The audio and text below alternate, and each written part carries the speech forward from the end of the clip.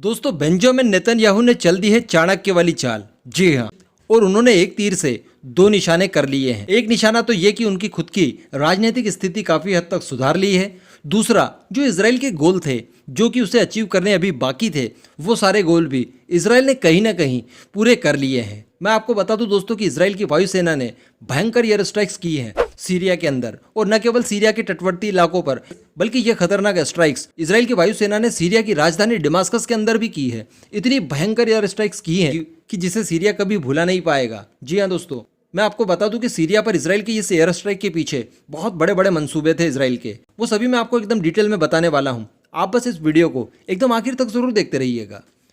देखिए दोस्तों, अगर आप मेरे सेकंड चैनल खंडवा हिस्टोरिकल के रेगुलर सब्सक्राइबर हैं, रेगुलर व्यूवर हैं, तो आपको जरूर याद होगा मैंने एक वीडियो बनाकर आपको बताया था कि इजराइल खुद चाहता है कि ईरान उससे युद्ध करे। इसके पीछे कई सारे कारण हैं। एक तो इजराइल को पूरा मौका मिल जाएगा ईरान के ऊपर ताबड़तोड़ हमले करने का, जिसके थ्रू वो ईरान की न्यूक्लियर फैसिलिटीज को तबाह कर सकता है। दूसरी बात, अगर कोई युद्ध हो गया इन दोनों देशों के बीच में, तो कहीं ना कहीं अमेरिका को भी बीच में आना पड़ेगा। ऐसी परिस्थिति में अमेरिका ना तो ईरान के ऊपर लगे सैंक्शंस हटा पाएगा और ना ही ईरान के साथ न्यूक्लियर डील में वापसी करेगा, जो कि हर हाल में इजराइल के ही फायदे का सौदा रहेगा। इसलिए इजराइल ने पूरी तैयारी कर ली है युद्ध की, बहुत बड़े लेवल पर, और इजराइल यही चाहता है कि कहीं ना कहीं अरब कंट्रीज के साथ युद्ध उसका हो जाए। लेकिन दोस्तों यहाँ पर ऐसी कोई बात हुई नहीं। ये जो कॉन्फ्लिक्ट रिसेंटली हुआ था हमास और इजराइल के बीच में, वो भी बेनतीजा साबित हुआ। किसी भी देश ने इजराइल के ऊपर हमला करने के लिए हिम्मत नहीं जुटाई और इजराइल वो युद्ध नहीं कर पाया। इसलिए अब इजराइल की तरफ से सीरिया को टारगेट किया गया है और बड़े लेवल पर एयर स्ट्राइक्स की गई है। सीरिया डायरेक्टली कनेक्ट करता है ईरान के साथ, रशिया के साथ और टर्की के साथ, और ये तीनों देश ही इस समय इजराइल की सबसे बड़ी खिलाफत कर रहे हैं। देखिए मैं आपको बताता हूं,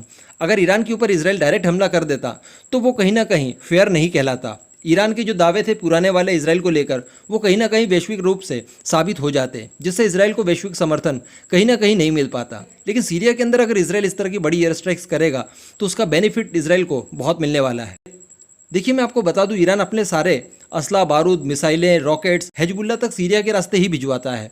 वहीं सीरिया के अंदर खासा इंटरेस्ट है रशिया का भी और टर्की का भी। ये आपको बताने की ज़रूरत है नहीं। अगर यहाँ पर हमला होता है तो कहीं ना कहीं ये तीनों देश बहुत ज़्यादा गर्म हो जाएंगे। रिसेंटली मैंने आपको वीडियो बनाकर ये भी बताया था कि रशिया की तरफ से भी इजराइल को वार्निंग दी गई है कि आप सीरिया में इस तरह की स्ट्राइक्स मत किया करिए, इससे कहीं ना कहीं हमें नुकसान हो रहा है और कहीं ना कहीं बड़ा कॉन्फ्लिक्ट आपका और हमारे बीच में हो सकता है। तो रशिया की वार्निंग के बाद भी अगर इजराइल इस तरह की एयर स्ट्राइक करता है तो कहीं ना कहीं रशिया का खून तो खोलेगा ही।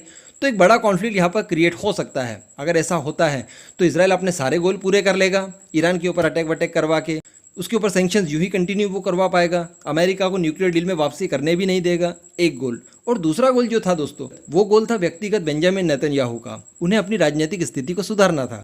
आप जानते हैं कि कुछ ही दिनों में उनकी सरकार चली जाएगी।